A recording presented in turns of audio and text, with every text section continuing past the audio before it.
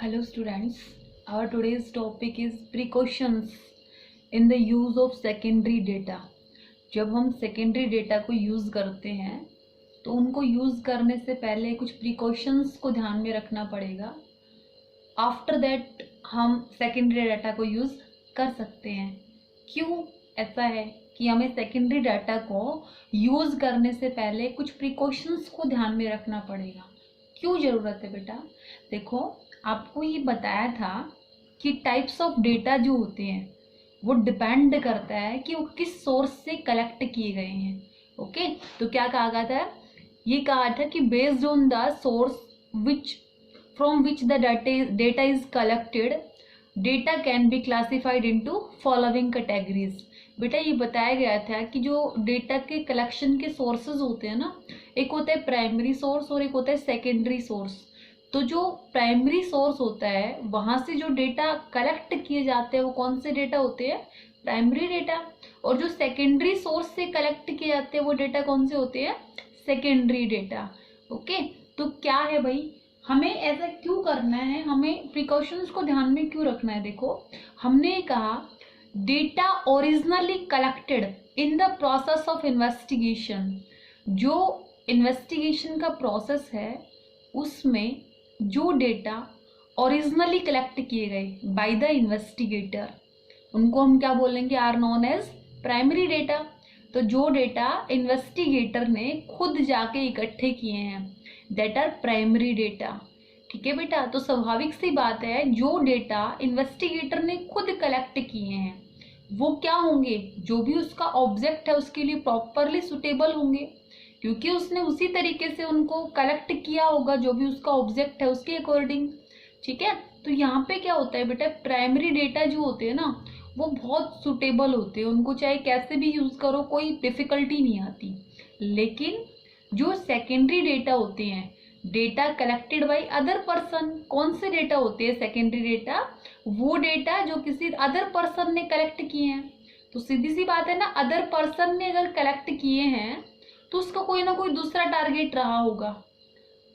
हो सकता है उसका कोई ऑब्जेक्ट अलग होगा, उसका मेजरमेंट्स अलग होंगे. तो क्या रहेगा यहाँ पे, अगर आप सेकेंडरी डेटा को यूज करना चाहते हो तो फर्स्ट ऑफ ऑल आपको कुछ चीज़ों को ध्यान में रखना पड़ेगा कि वो डेटा जो है वो कितने रिलायबल हैं, वो डेटा किस मेथड से कलेक्ट किए गए थे, क्या वो मेथड अच्छा था, इन्वेस्टिगेटर कौन था, किस संस्था ने वो डेटा इकट्ठे कर रखे हैं ना. तो बहुत चीज़ें ध्यान में रखनी होती हैं बेटा. तो अगर हम ये कहें कि प्राइमरी डेटा क्या होते हैं? Data originally collected in the process of investigation, वो क्या होते हैं? प्राइमरी डेटा होते हैं. और data collected by other person are called secondary data. अब देखो बेटा, इनमें ना डिफरेंस होता है. There is principal difference between the primary and secondary data. बेटा इनमें डिफरेंस होता है प्राइमरी डेटा और सेकेंडरी डेटा में. First difference is difference in originality. बेटा ओरिजिनलिटी देखो, आप खुद सोचो, जो डेटा इन्वेस्टिगेटर ने खुद कलेक्ट किए वो मोर ओरिजिनल होंगे बजाय कि जो किसी अदर पर्सन ने कलेक्ट कर रखे उनसे. तो हम क्या कहेंगे? Primary data are original because these are collected by the investigator from the source of their origin. Against the secondary data are already in existence and therefore are not original. तो ये जो सेकेंडरी डेटा होते हैं तो already existence में है, तो ये जरूरी तो नहीं कि ओरिजिनल है ना. तो क्या होता है, इनमें डिफरेंस होता है ओरिजिनलिटी का. नेक्स्ट होता है बेटा डिफरेंस इन ऑब्जेक्टिव. क्या होता है? ऑब्जेक्टिव में डिफरेंस होता है. Primary data are always related to a specific object of the investigator. जो भी इन्वेस्टिगेटर का जो ऑब्जेक्ट रहा होगा उसी के लिए प्राइमरी डाटा इकट्ठे किए गए होंगे. लेकिन क्या होता है, तो इनको क्या, these data therefore don't need any adjustment for the concern study. तो जो प्राइमरी डेटा हैं उनको अगर आप यूज करोगे तो इनको लेके कोई एडजस्टमेंट करनी ही नहीं पड़ेगी, क्योंकि आपने खुद वो डेटा इकट्ठे किए. तो सीधी सी बात है कि आपने उसी तरीके से डेटा इकट्ठे किए जिस तरीके से आपको चाहिए थे वो. तो आपने क्या कहा, यहाँ पे कोई भी एडजस्टमेंट करने की जरूरत नहीं होती. On the other hand secondary data जो होते हैं ना बेटा, have already been collected from other person, other purpose, किसी दूसरे पर्सन ने किसी दूसरे पर्पज के लिए इकट्ठे किए हैं. Therefore these data needs to be adjusted to suit the objective the study in hand. अगर आप सेकेंडरी डाटा को यूज करके फर्दर कोई इन्वेस्टिगेशन करना चाहते हो तो आपको क्या करना पड़ेगा, उन डेटा को एडजस्ट करना पड़ेगा, क्योंकि वो डेटा किसी अदर पर्सन ने किसी अदर ऑब्जेक्ट के लिए इकट्ठे कर रखे हैं, तो जरूरी नहीं है कि वो आपके जो भी आपका ऑब्जेक्ट है उस पर सूट करें। ओके, नेक्स्ट है बेटा डिफरेंस इन कॉस्ट कलेक्शन। सीधी सी बात है, प्राइमरी डेटा जो है वो इन्वेस्टिगेटर ने खुद कलेक्ट किए हैं, तो यहाँ पे कॉस्ट क्या आई होगी, ज्यादा आई होगी। और सेकेंडरी डेटा जो है वो ऑलरेडी एग्जिस्टेंस में है, आपको जस्ट उस एजेंसी के पास, उस इंडिविजुअल के पास जाना है, डेटा लेने हैं। तो यहाँ पे क्या हो गया, यहाँ पे जो कॉस्ट होगी वो कम होगी और यहाँ पे कॉस्ट ज्यादा होगी। ठीक है बेटा, तो हमने क्या कहा, जो प्राइमरी डेटा और सेकेंडरी डेटा जो होते हैं ना, उसमें क्या होता है, जो प्राइमरी डेटा होते हैं वो मोर ओरिजिनल होते हैं। ठीक है, ऑब्जेक्ट के पर्पज से ज्यादा सुटेबल कौन से डेटा होते हैं, प्राइमरी डेटा होते हैं। लेकिन सेकेंडरी डेटा किसी अदर पर्सन ने ऑलरेडी कलेक्ट कर रखे हैं, तो ये जरूरी नहीं है कि वो आपके ऑब्जेक्ट पे सूट करें। तो फर्स्ट ऑफ ऑल आपको ये देखना पड़ेगा क्या वो आपके लिए सुटेबल है, क्या वो डेटा आपके लिए रिलायबल है, क्या वो डेटा आपके लिए इनफ है, तभी आप उनको यूज कर सकते हो। तो बेटा हम यही समझाना चाहते हैं, आज का हमारा टॉपिक यही रहेगा कि हमें क्या क्या प्रिकॉशंस को ध्यान में रखना है जब हम सेकेंडरी डेटा को यूज करेंगे। ठीक है, इसीलिए मैंने आपको पूरा बैक में लेके आई, मैं आपको रिमाइंड कराना था मुझे कि हमारे डेटा जो होते हैं वो 2 टाइप के होते हैं। प्राइमरी डेटा जो होते हैं उनमें किसी भी प्रकार की एडजस्टमेंट करने की जरूरत नहीं होती, जबकि सेकेंडरी डाटा को यूज करने से पहले कुछ एडजस्टमेंट करनी होती है, तभी हम उनका प्रॉपरली कंक्लूजन निकाल पाएंगे उन डेटा से। ओके, तो हमारा आज का टॉपिक यही है, precautions in the use of secondary data. तो क्या कहेंगे हम, we know that secondary data are collected by others to suit their specific requirement. क्या हुआ बेटा, सेकेंडरी डेटा जो थे वो किसी अदर पर्सन ने कलेक्ट कर रखे हैं क्योंकि उनकी कोई स्पेसिफिक रिक्वायरमेंट रही होगी, उस रिक्वायरमेंट पे वो डेटा सूट करते थे। ठीक है, therefore one needs to be very careful while using this data. तो क्या होता है बेटा, अगर कोई दूसरा पर्सन इन डेटा को यूज करना चाहता है तो उसे बहुत केयरफुल रहने की जरूरत है, बहुत ज्यादा सावधानी से अगर डेटा इकट्ठा करेगा तो ही क्या होगा, बेटर रहेगा। ठीक है, तो क्या है, हमें कुछ चीजों को ध्यान में रखना है बेटा। इसमें ये कहा गया है कि हम क्या करेंगे, the investigator should consider the following point before using the secondary data.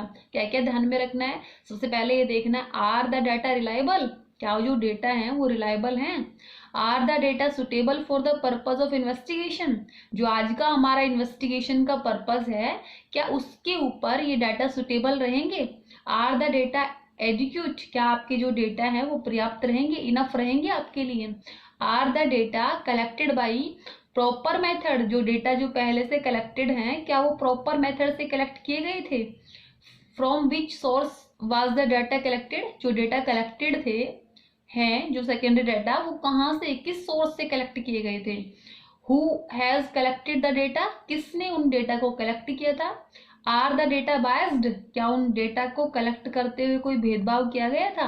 तो इस तरीके से बेटा बहुत सारे क्वेश्चंस जो है उनको ध्यान में रखना पड़ेगा।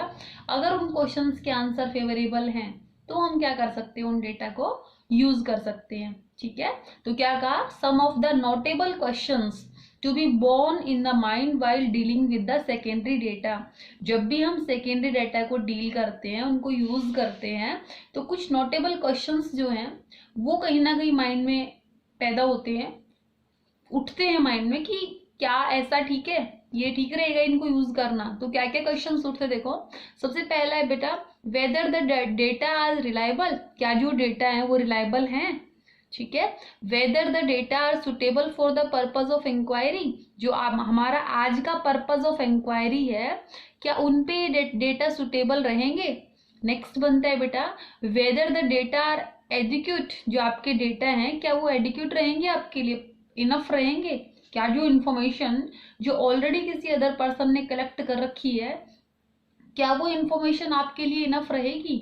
अगर इन सब क्वेश्चंस के आंसर आपको फेवरेबल लग रहे हैं, अगर आप इन सबके क्वेश्चंस के आंसर से सेटिस्फाई हैं तो ही आप क्या कर सकते हैं बेटा, आप डेटा को यूज कर सकते हैं। तो क्या करना पड़ेगा, आपको कैसे पता चलेगा कि डेटा रिलायबल है या नहीं है, आपके पर्पस ऑफ इंक्वायरी पे सूट कर रहे हैं या नहीं कर रहे, क्या ये डेटा आपके लिए इनफ रहेंगे या नहीं रहेंगे। तो क्या होता है बेटा, in order to access the reliability, suitability and adequacy of the data the following points must be kept in mind. तो बेटा हमें रिलायबिलिटी को जानना है कि वो डाटा जो है क्या आपके लिए रिलायबल हैं, विश्वसनीय हैं, उनके ऊपर आप विश्वास कर सकते हो, क्या वो डेटा सूटेबल है आपके लिए, नेक्स्ट क्या वो डेटा आपके लिए इनफ है। ठीक है, तो इन क्वेश्चंस को एक्सेस करने के लिए, इन क्वेश्चंस का आंसर जानने के लिए हमें कुछ चीजों को ध्यान में रखना है। सबसे पहले बेटा हम आइडेंटिफाई करेंगे ability of the collecting organization, जिस ऑर्गेनाइजेशन से हम सेकेंडरी डेटा को ले रहे हैं, ठीक है, जो ऑलरेडी एग्जिस्टेंस में है किसी पर्टिकुलर ऑर्गेनाइजेशन से। तो सबसे पहले हम ये देखेंगे कि जिस ऑर्गेनाइजेशन से हम डेटा उठा रहे हैं उस ऑर्गेनाइजेशन की एबिलिटी क्या है। ठीक है, तो क्या कहेंगे बेटा इसमें हम, one should check the ability of organization which initially collected the data. The data should be used only if it is collected by able, experienced and impartial investigator. बेटा अगर आपका इन्वेस्टिगेटर जो है वो एबल है, अच्छा डेटा उसने collect कर रखे है, उसका एक्सपीरियंस अच्छा है और वो इम्पार्शियल है, उसने किसी भी प्रकार का भेदभाव नहीं किया है, तो आप क्या सोचेंगे, आपके माइंड में यही चीज आएगी कि भाई डेटा जो है वो अच्छे हैं, तो आप क्या करेंगे, उनका यूज कर सकेंगे।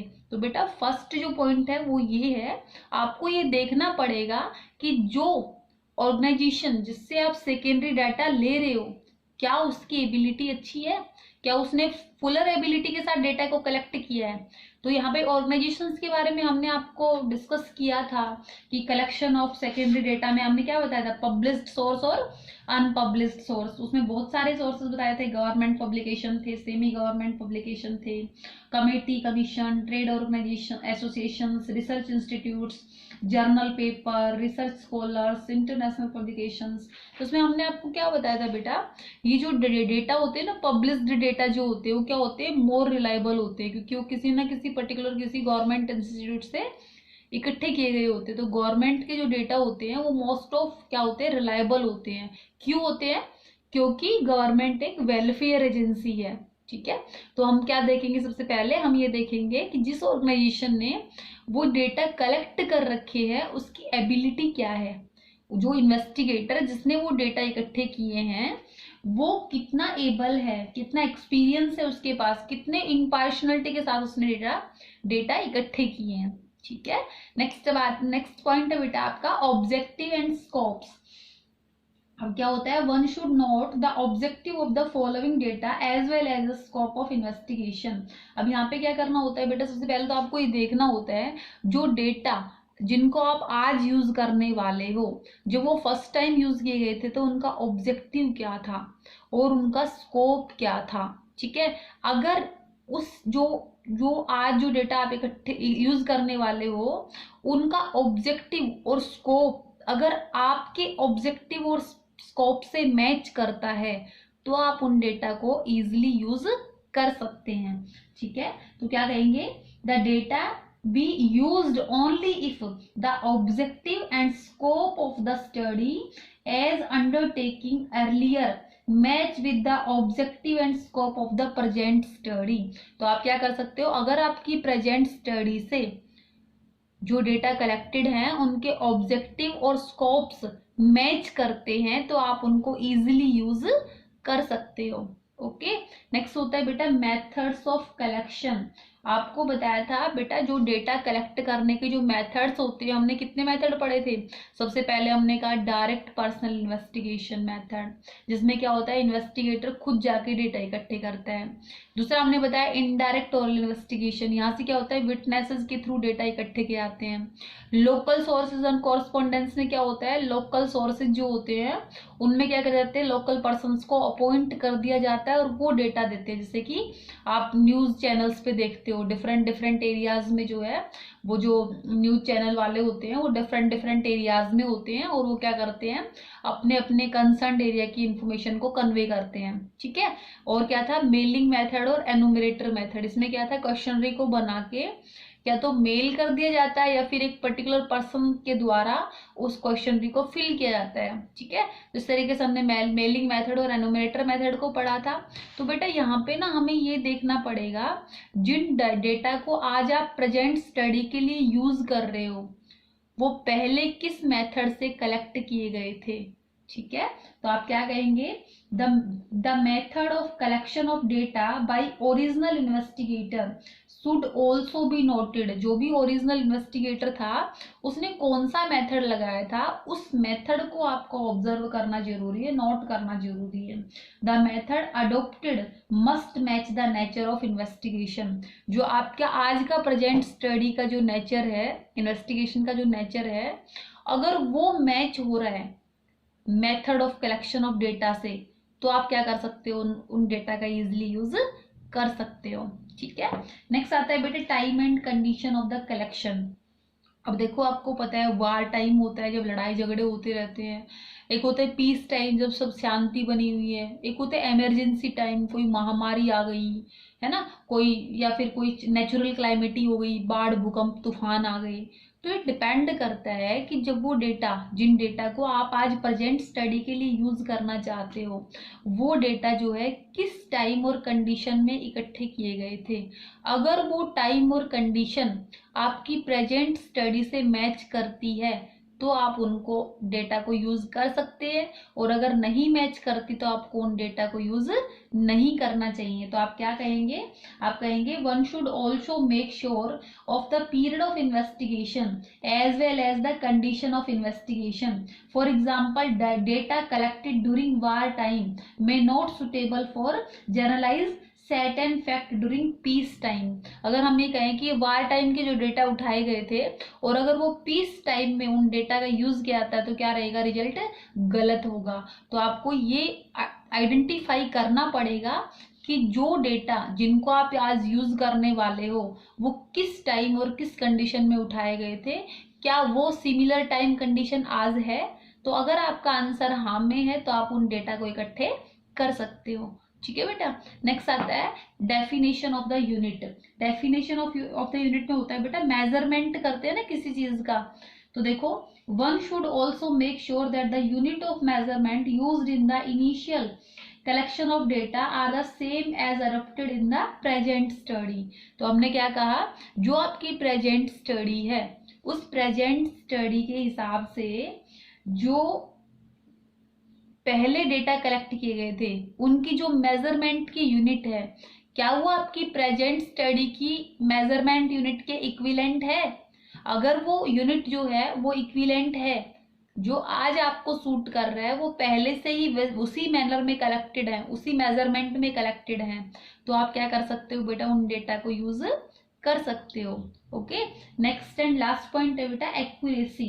देखो एक्यूरेसी में से कहा गया accuracy of data should be also be checked if available data don't confirm to the required degree of accuracy these should be discarded. देखो बेटा जो डेटा आपके कलेक्टेड हैं अगर उनमें एक रीजनेबल एक्यूरेसी की डिग्री है तो आप उनको इजिली यूज कर सकते हो, लेकिन अगर आपको ये लग रहा है कि एक्यूरेसी की डिग्री जो है वो इनफ नहीं है तो आपको वो डेटा यूज नहीं करने चाहिए।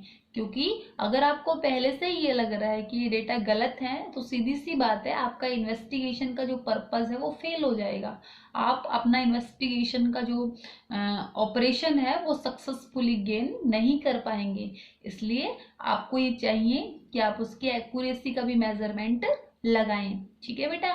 तो अगर आपको ये लगता है कि आपकी जो कलेक्टिंग ऑर्गेनाइजेशन जो है उसकी एबिलिटी अच्छी है तो आप डेटा उठा सकते हो।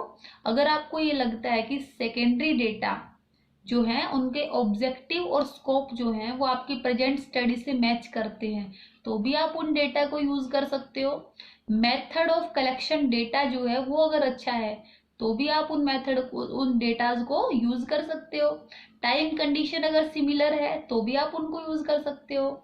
जो मेजरमेंट की यूनिट है वो आज भी आपकी प्रेजेंट स्टडी से सिमिलर है, इक्विवेलेंट है, तो भी आप उनको यूज कर सकते हो।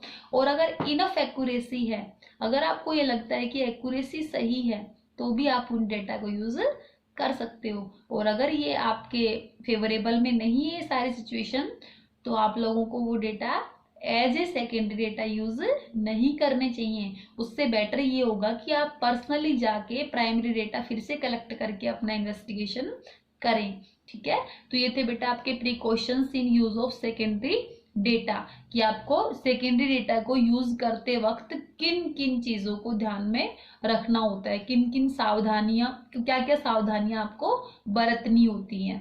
ठीक है, ये था।